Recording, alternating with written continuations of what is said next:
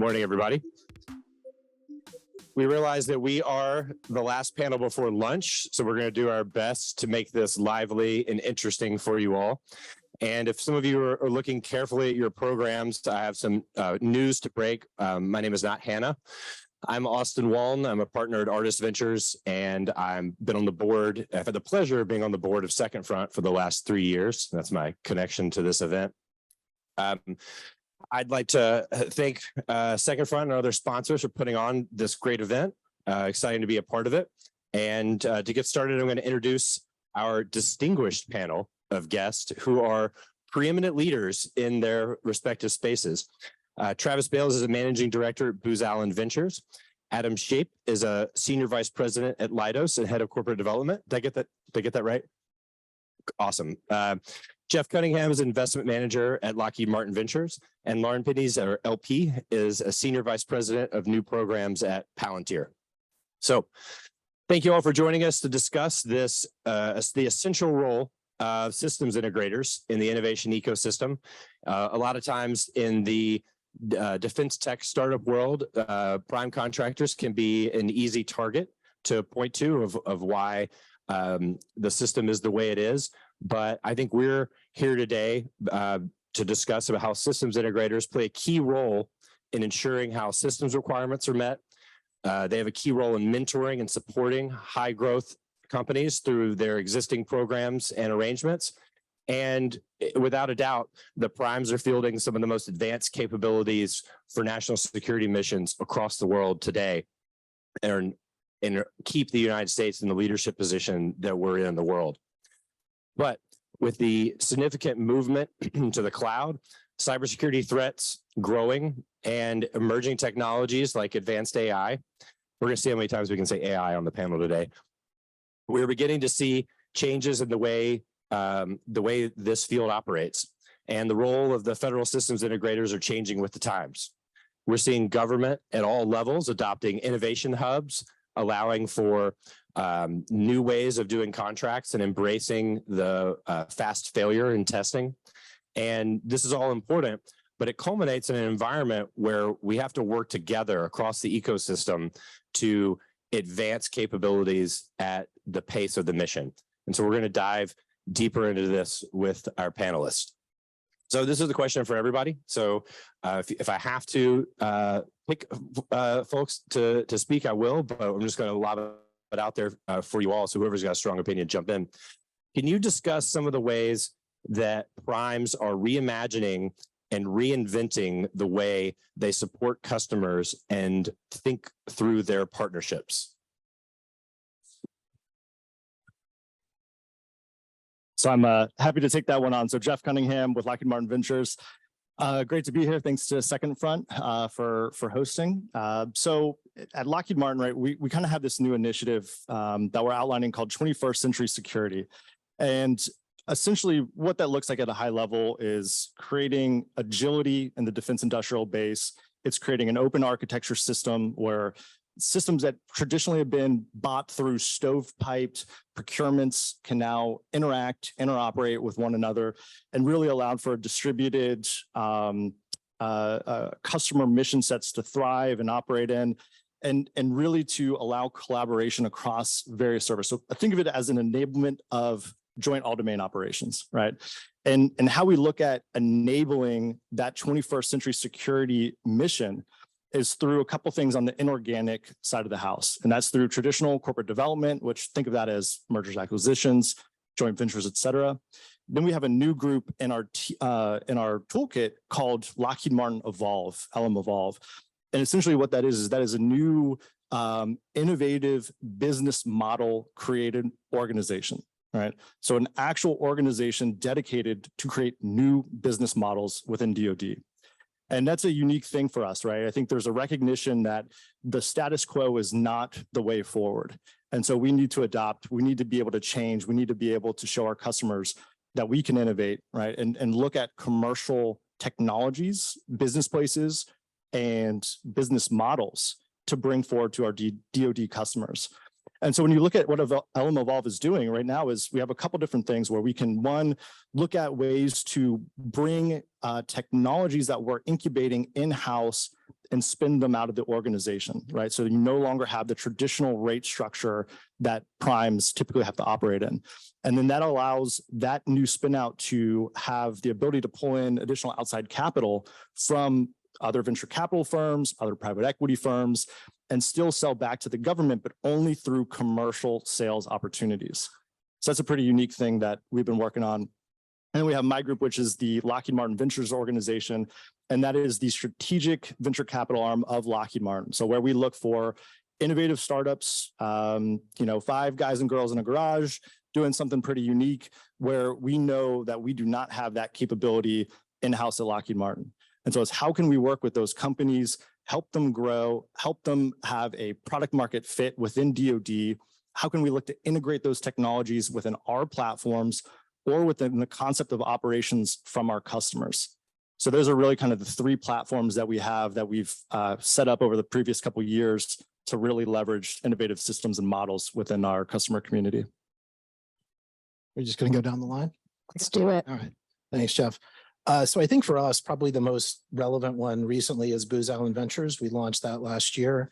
That gives us an opportunity to revolutionize the tech stack for our clients, as well, a lot like Jeff, serving 3 of our main platforms that we have supporting the client's mission. One is our digital battlespace platform, our national cybersecurity platform, as well as our analytics platform. So AI, ML, and everything related to it. So as we do that, we want to look at partnerships, investment, kind of the Tyler by, with, and through, to be able to impact the client's mission in the best way that we know how. And one of the best ways we're doing that from a revolutionary standpoint is, for the first time, we're making equity type investments in, early stage startups, seed to Series B, as a strategic, much like Jeff, more about this, I'm sure, as a team sport, to be able to make all these innovations happen, as well as the opportunity to help speed along what we've been talking about all day here. Thank you for having us. I think Palantir may be just a tad different from some of the other folks on this panel. So first of all, just honored. The fact that we're even on a Primes panel is pretty wonderful. I think for us, a few things. One, we're spending a lot of points on actually thinking through when and how we consider priming ourselves and what it means to be a software prime, to deliver effectively, cost efficiently, to the speed of the mission that we see. I think the former panel spoke about Ukraine and the Pacific and what it means to deliver kind of on time, at cost, immediately with commercial technology, and when software needs to take a more frontal approach from an acquisition perspective. So we've spent a lot of time doing that. What does that mean for us? That means that we can open up our own ecosystem, which is wonderful, and work with other smaller companies who are earlier on in their journey. So that's something we're very much trying to do. There are several programs out there that we're working on towards that. I think the second thing I would say, just since I'm honored to be in a panel that also looks at corporate development and investment, I think for us, and for my role in particular, that often starts with actually doing work together and winning business as a first order thing. I think one of the big ones I would call out here is the effort we've made around our space business and bringing in commercial satellite technology, bringing in those companies, making sure it's easier to buy and to access them at scale, both in a national security perspective, but also I would argue is really important in a commercial private sector perspective too. So what does it mean to work with the Rio Tintos of the world, or big agriculture, but also to work with defense and national security and bring those businesses in. So those are a couple of things that we're doing. But one of the primary things is actually even being a prime, and what does it mean to be a prime? And that's changing for us as well. So something to think about. Sure. Thanks, folks. And thanks again for having us all here. I think as we look back a couple of years, partnership within the federal government space meant a teaming partner, and it was typically around a program, maybe 1 or 2 programs, and it was very tactical in nature. And that was driven by the fact that all of our businesses are run by folks who are beholden to their quarterly revenue numbers and are very focused on making that short-term goals to make their bonuses and so forth. So what we've tried to do is pull the partnership aspect around emerging technologies out of the just pure business operations rhythm and have that be more of a corporate function. We haven't gone as far as to have a venture capital arm that does that for the company, but make it a corporate function. And we've hired folks within our Office of Technology, our CTO organization, whose sole job is to go out and identify emerging partnerships, emerging technologies in places where we can either make investments from a capital perspective or from a resource perspective, and then bring those capabilities across the organization. It really is a change from the way our industry has worked in the past.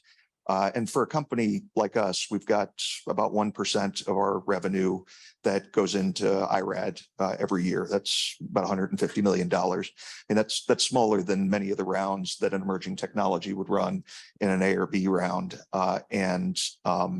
We recognize that we're going to have to take advantage of third-party investment in the technologies customers need. And to do that, we need to do it on an enterprise basis. And so far, we're getting better at it. There. All right, now we're going to dive a little deeper into the actual interactions between startups and primes. And I'm going to try to get a little bit spicy here. So the defense tech, national security, dynamism, whatever you want to call this space is hot. And venture capitalists, despite all of our claims of being contrarian thinkers, tend to be herd followers. And you can see that in the space right now, where there's a lot of new entrants of investors coming into the national security and defense markets, who shall not be named in this open forum, but see me after if you're curious. Many without much experience, and they're telling their portfolio companies to not work with existing prime contractors, and they're telling their portfolio companies to not take money from the corporate venture arms of prime contractors. And for you all, what's your response to that? Why should startups engage with primes early in their life cycle? So I view the current landscape of defense tech like how I make pasta, right? I entered in Lockheed Martin Ventures when I was 2014. In 2014, you put the pot on the stove and you watch it boil, right? You had to beg companies to take our money, right? Why would they work with the DoD? Customers slow, not enough money, don't know how it operates, right? And so no one would try and enter into DoD market as a startup from 2014, probably through about maybe 2017, 2018. I think a lot of things changed maybe with Google Maven, and you started to hear maybe a little bit of a boil, right? Space tech started to be a little bit disrupted. Then I think with COVID, Ukraine, as we've heard about, we've talked about, things are at a boil now. There's no doubt about it. I mean, I have never seen the amount of defense tech companies being started that are purely defense, let alone dual use defense first, let alone commercial, but want to go into DoD. It is a completely different environment. And what happens when you see that is everyone's putting the pasta into the pot, right? So the temperature goes down. There's no way that this is sustainable in my view, right? And the reason why I say that is because at the end of the day, venture capitalists are driven by returns. Where is the return going to come from? Where are these companies going to exit en masse to justify the return on the investment? And the longer, and I'm sure we'll talk about this, but the longer the valley of death takes to get over for these startups, the more capital needs to be invested by the venture capitalists investing in defense space, which means that you need to justify a larger return on the back end, right? So I think it's important to capitalize on the marketplace. I think it's important for DoD to recognize this opportune moment to capitalize on all of this interest in defense tech. But I think it's also going to go back down to a little bit of a simmer here soon, right? And so I think to answer the question of, all these, Silicon Valley VCs that say, don't work with the primes, become your own prime, that's all fine and good, but you have to realize why they're saying that. It's for the returns. It is. They need their company to go to a 50x to have a return on the portfolio. And so when you have someone on your board claiming that, right, they might not have the experience in the defense realm to realize what that advice actually does to the startup. And what I mean by that is Lockheed Martin's obviously a large company. We do $40 billion a year through our supply chain, right? Number one of that is Northrop Grumman. This is an area where partnership is critical and it's key. And for startups that want to tap into that, I think it's important for them to learn and know and recognize how to work with the primes and DoD. It really is an ecosystem. So I think that's important advice to delineate when you hear very well, spoken folks talk about staying away from the primes. It comes from a different lens. And so I think what we can do on this stage is help bridge that gap between how to actually collaborate with the innovative companies and the DoD, because at the end of the day, that's the goal, right? And if you have experience working in that realm, if you have contracts, you have programs, you know the requirements, you have the clearances, it only helps the portfolio companies out. So kind of rant over, that's my spicy take, but it's very interesting times right now. Anyone else have strong opinions about that? Yeah, I would say yes, and to what Jeff said. And I think that back to my comment earlier about this being a team sport, Jeff, we're co-investors, Ty previously were co-investors. When we say it's a team sport, we literally mean that. And so you talk about the macro environment of VC and how that's impacting, potential valuations in the future. Much to the point, when we started this endeavor in 2019, early 2020, we kind of had the same problem. Like, why there's money everywhere? Why would I take money from you? Right. And so being a strategic is important to deliver on that literal strategic portion of strategic investor. The investor is second for a very specific reason. And so we use the venture capital fund as a strategic tool to make those connections and bridge that valley of death and get to those mission critical programs to be able to inject new technology to make it all work. And, the spicy take, kind of like Jeff's from the financial side is, the macros doesn't look like it's going to turn around anytime soon. And so that's going to continue that push-pull between the strategic and the financial investor, whether it's in the boardroom or whether it's somewhere else, around this conversation of why you would take money from, a prime strategic CVC or even a defense tech focused, VC, because there's a longer game at play, I guess I would say.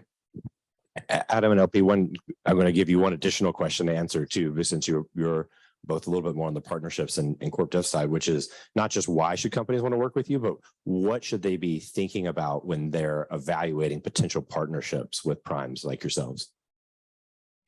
Yeah, so definitely can't address as much the VC side of the house, but what I could say that might be interesting to think about when working like with a company like Palantir, which, our history is interesting, right? When you talk about time and tenure for the first 18 years of our history, we did not know what it meant to partner in a first class way. And we're really just, when you think about 18 years versus the last two time horizon, we're still learning ourselves. So in many ways, I may be able to represent some of the folks in the room in terms of what we think about.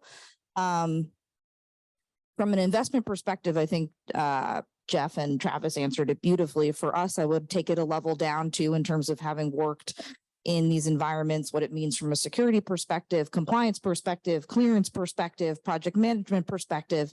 And I think now more than ever, both ourselves and other businesses actually have technologies and access that can shorten that valley of death. I've not heard it called that before, but can shorten that cycle to revenue, which is so important, right?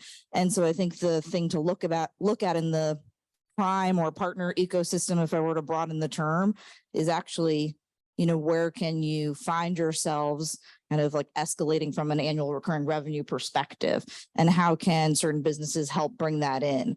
I think Palantir is one of many, and it's on all of us to actually bring those forward. The other thing I would keep an eye on is, I think potentially the acquisition pathing in DoD and other places is also evolving and changing. There are certain commissions out there that folks are working on and looking at that will encourage, again, that valley of death to shorten, and will encourage, different types of non-traditionals to come in. So those are some of the things I would think about in terms of your question, and just how to get to revenue. And then the final thing I would say just for us is, it's a human experience. I mean, we're all here today too. I think I look at the number of on my side, the number of deals where we're partnered with a prime and how that's changed 3 years ago. Very, very small, much larger now. And the best momentum we've seen is actually taking it a layer down from a Lockheed or a Booz Allen or Leidos, and actually within, or Northrop, and really human to human. Where do we have those relationships, and where can we build a specific business? That really, really helps. I think we've learned the hard way that the kind of spray and pray approach does not work in terms of trying to meet every single prime, every single division, every single opportunity. Just not the path that we've seen the most success in. So that might be something else to think about, the human terrain.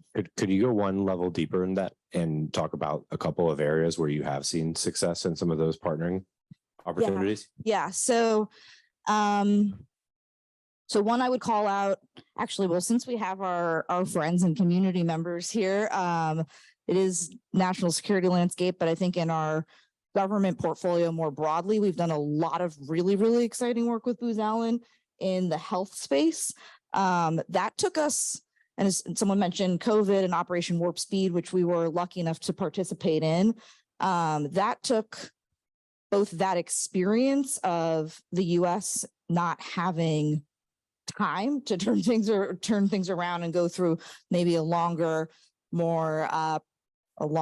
procurement cycle, and actually forcing, I think, a lot of partners to work together. And I think we've seen a lot of success there in the health portfolio, in particular, HHS and others just kind of collaborating, making sure that the Booz Allens of the world and others can work with us very deeply, know our technology can support it, know what other businesses need to be a part of it as well. You mentioned kind of a lot of newer startups in the AI landscape, since we all have to say AI on the panel. We are not the best in every single space. And so what's our comparative advantage, and where can we bring others in? So I think that's been one kind of real success that I feel honored to have been a part of. I think the other big one I already mentioned would be all of the work we've done from a space perspective and bringing the commercial satellite companies in, as well as, the up and coming AI companies as well, to support and work within our technology, but also with the primes who have been there for a long time and have customer intimacy, to use the business bobblehead term, that many newer businesses won't, because they won't have been there for decades and decades. And so those are two, I think, examples of success for us. Yeah, I think generally it should be a very high bar for an emerging technology company to take an investment from a strategic. We can invest, and we have lower return requirements than a venture capital firm, and plenty of money to spread around. But the real focus ought to be what that partnership is, and what the strategics bring to the table beyond just cash, maybe access to a pipeline, contract vehicles. What's the strategic bringing to the table from a technical perspective? How is 1 + 1 = 3 is a terrible term, but how does bringing the two companies together, the expertise, the technology that each has, how does that create something that's going to accelerate growth for the emerging technology partner and for the strategic? I think where there's a case where it's just simply a cash investment, it's probably best to go get that somewhere else. And it's probably best to go get that somewhere else if all that you're getting out of the investment is access to a BD pipeline. Where we get really excited is when somebody comes to us and they say, hey, we've got this fantastic product. We're going to take it into the defense community, and we don't have the resources to build out a classified manufacturing capability. We simply don't have the resources or time to do that. And we can go and we can open up our facilities in Huntsville, Alabama, or San Diego, or in other places where we can bring that technology, assist in developing the product, and really bring both sides' technical expertise to bring a product to market that otherwise wouldn't be there. That's where we get pretty excited about strategic partnerships. I will say that conversations end very quickly when at the end of the meeting we ask, and what can we do for you? And the answer is cash would be great. That true partnership and going beyond just the very simple stuff that everybody has, that every strategic has, contract vehicles, cash, that's where it gets really exciting. How much does your partnerships and investments feed into your corporate development strategy? Is that a feeder? Is that a key piece of it? Is it separate? How does that work for you? And since you have the corp dev hat in the group, It exists on a PowerPoint chart somewhere. I think having an investment feed corporate development acquisition activity, especially when we're talking about emerging technologies, it happens. I think Booz, you've had some success with that, but I think that's rare that you'd end up with an investment in the near term turning into an acquisition. Certainly possible, but rare. and this is a question for any of you as well. It doesn't have to be from the investing side, but when you're thinking about corporate development, what type of capabilities are you looking to bring in? Are they sort of more specific vertical solutions that you can add to your broader platform? Are they horizontal platforms that you can build mini capabilities on top of? What type of companies, when you're looking to actually bring people fully inside your organization through an acquisition, are you looking for? And how could startups think about exit opportunities as you guys as an exit opportunity for them that are some of these emerging technology companies? Obviously, taking into account the return question that we've already addressed up here for size and scale of the business. Yeah, I think when we start to talk about an actual full control acquisition, there are a number of different things that come in. Cultural fit is important in an investment. There needs to be a shared dedication to whatever the customer mission is, whether that's a national security mission or a healthcare mission or a citizen services mission. But that cultural fit between the culture of the company that may be acquired and the larger company becomes absolutely critical in a control transaction, where you can have some mismatches in an investment and it still works if you have that shared dedication to mission. So there's another level that you have to get perfect for an acquisition to work versus an investment. Yeah, and I'd say for us on the venture side, right? So we've actually been around since 2007, which a lot of people don't realize how long we've been running a venture program for. We've probably done about 70 deals over the lifetime of the fund, more heavily weighted over the past 5 years than previously, but we have never acquired a single company in our investment portfolio, right? So we view them as very distinct pieces of our toolkit that we can operate on an inorganic strategy, where a lot of the ventures is that early stage, traditionally dual use, right? Where we can help on the go-to-market side of the house, where you can have your commercial business that will bring you scale, that will bring you time to market, that will bring you a lot of resources that then hopefully we can leverage and then use the expertise that we have at Lockheed Martin to, do things like extend the range, ruggedize the product, cyber harden it, bring it into a DoD environment where there's minimal work that the portfolio company has to do, and we can kind of own or help a lot with that process. That does not necessarily translate, I think, as you were alluding to, on the full acquisition side of the house. So we do view them as very different parts of the toolkit, related probably because of a pure equity ownership perspective, but not necessarily a scouting pipeline, if you will. Yeah, I would agree with Jeff and Adam on that. So we view them as kind of distinctly different, and a lot of that has to do with size and scale.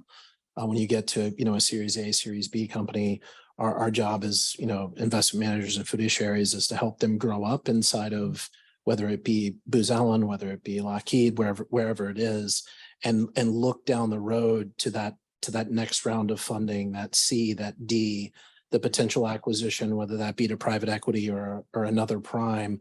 I think that's something that gets lost in a lot of this conversation, is we as CVCs also have that mandate to not only make the investment and make strategic decisions to help them grow up inside of our kind of house, but also to avail them to other opportunities that are outside of the house, of how we get to the next moment in time that's going to continue to scale the company, and then that next moment in time. And I think that's kind of a critical part of when we talk about this as a defense innovation ecosystem, that it doesn't feel like sometimes we have that kind of long-term view of how we want to get these to the mission.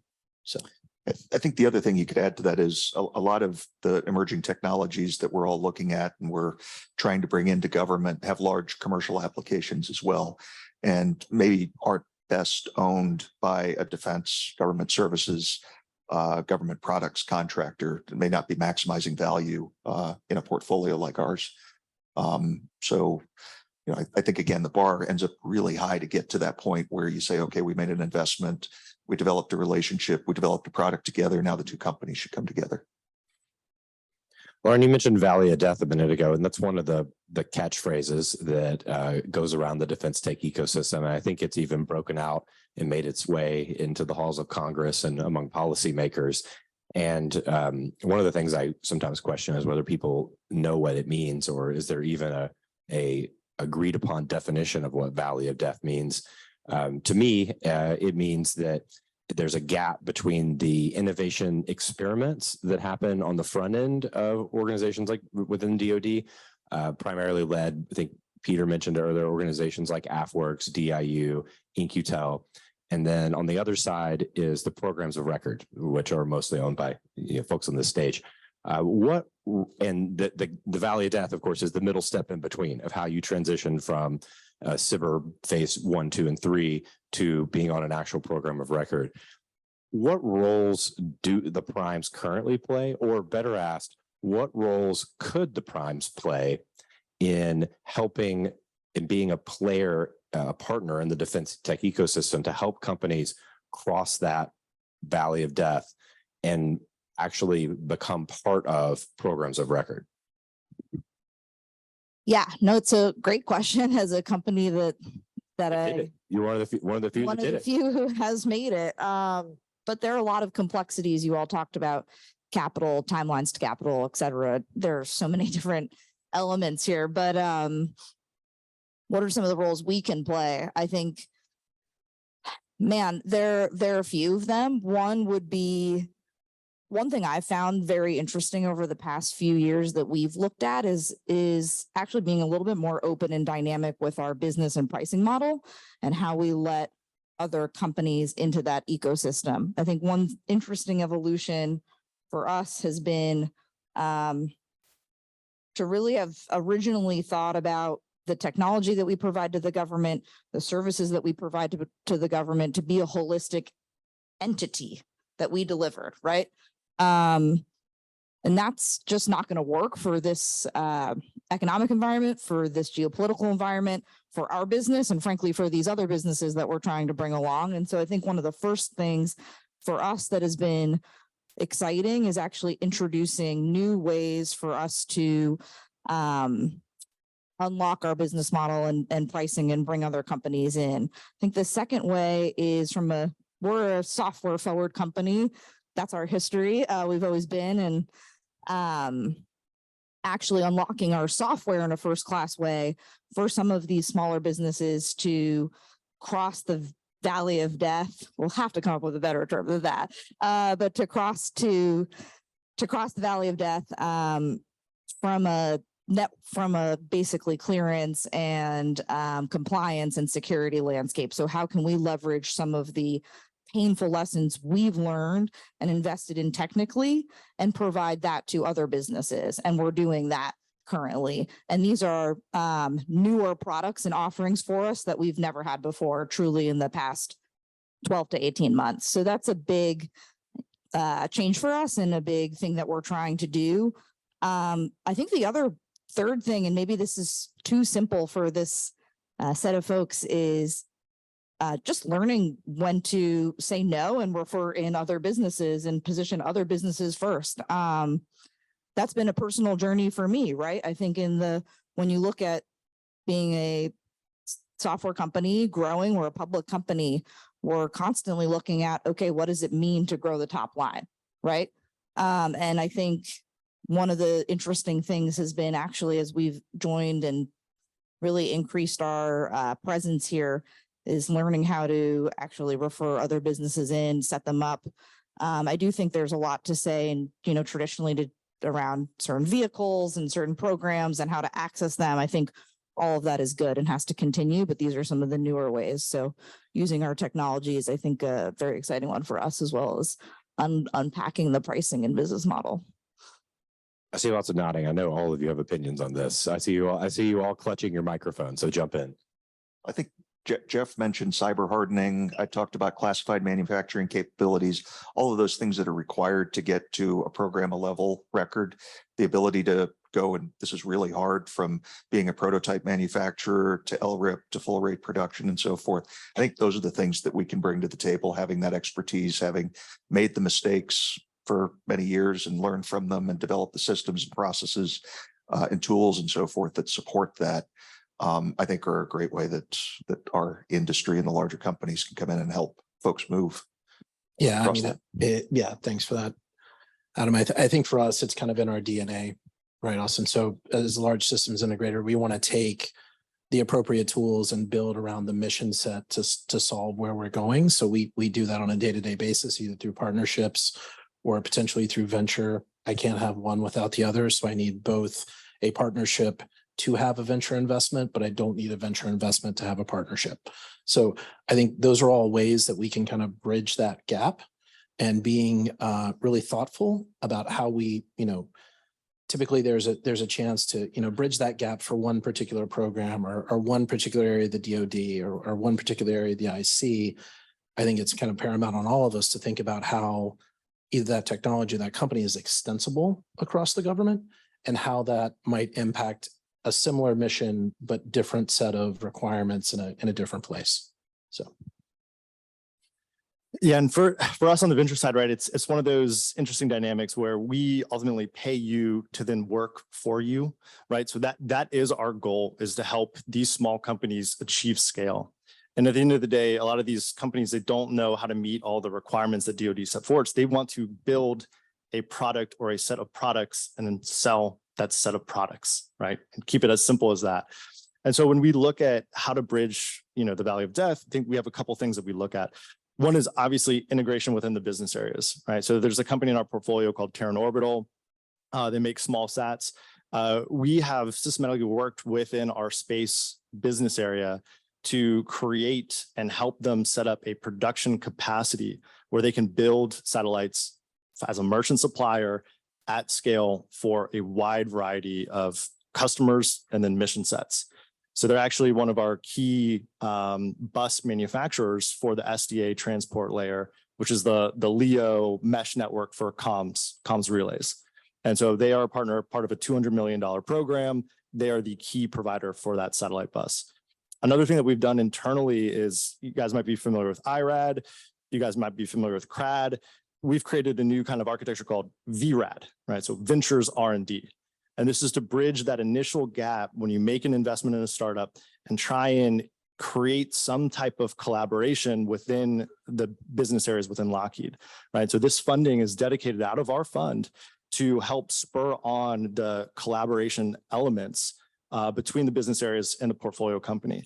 And so we've actually had a lot of really good success stories through that program, which is only a couple of years old, where one of our portfolio companies is Skydio. They make small drones. They actually have a nice kind of sense and avoid detection algorithm.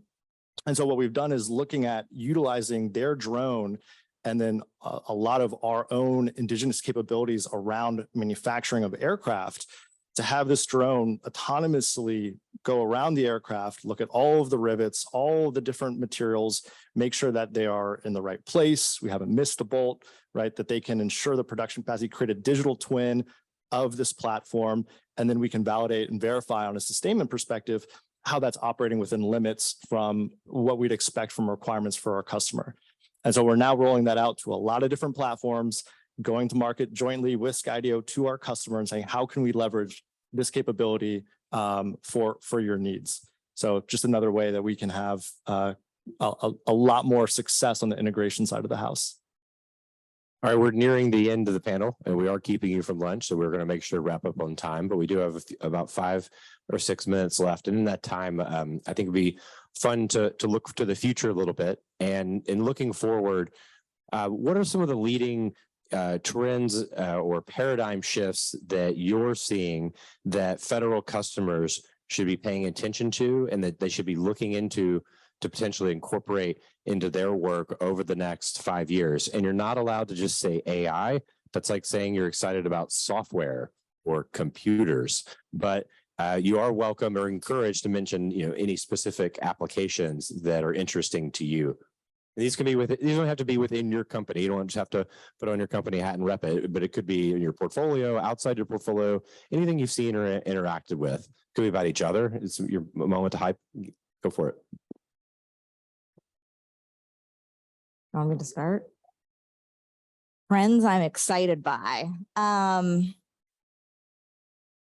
I'll say one potentially non-sexy one and maybe one sexy one. Everyone can pick for themselves.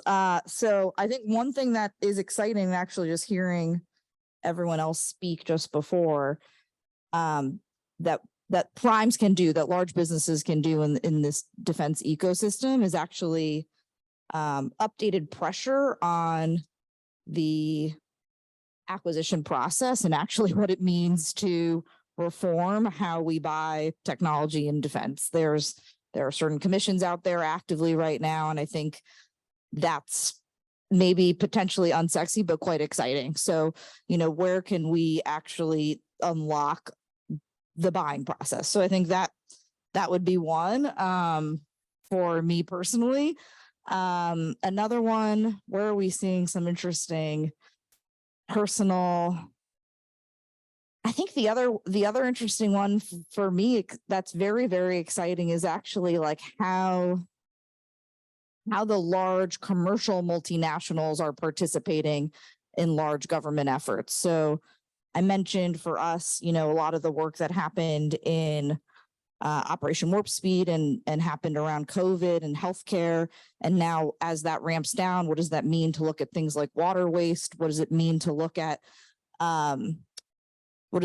sustainment in that environment? And that, I think, proved to us and to many others that you could really rally from a technical angle, from an acquisition angle, from a data sharing angle and security perspective to solve a crisis for our world and for our country. And so I think that, I hope, is a trend that continues. So maybe not particular pieces of hardware or software, but those are two trends I'm personally excited about. Adam, you got 1 minute. I'll go ahead and say two things. One, from a technical perspective, autonomy in general, which I think is another way of saying AI as well these days, is really exciting. And our company's spending a ton of time and a ton of our IRAD on airborne, maritime, surface, and subsea autonomy. And I think from a defense perspective, the developments in that over the next 3-5 years are going to be really interesting and game changing from a national security perspective. From a just general contracting perspective, what I think is interesting is the number of new folks who are coming into our space, and they're not necessarily new, but the size of their entry. And you think about folks like Google or Microsoft, AWS. And then you look at the size of the businesses that Accenture and recently IBM have built around government contracting. And the fact that those businesses aren't saddled with the legacy way that we used to do government services, that they're able to approach it from a very new perspective, will be interesting to see how the competitive dynamic develops in our industry. I think we will all have to change the way we do work, and it's going to be harder for some of us legacy government services businesses as we see folks come in who aren't saddled with that history. I think that's a great point. I think I would very much agree, right?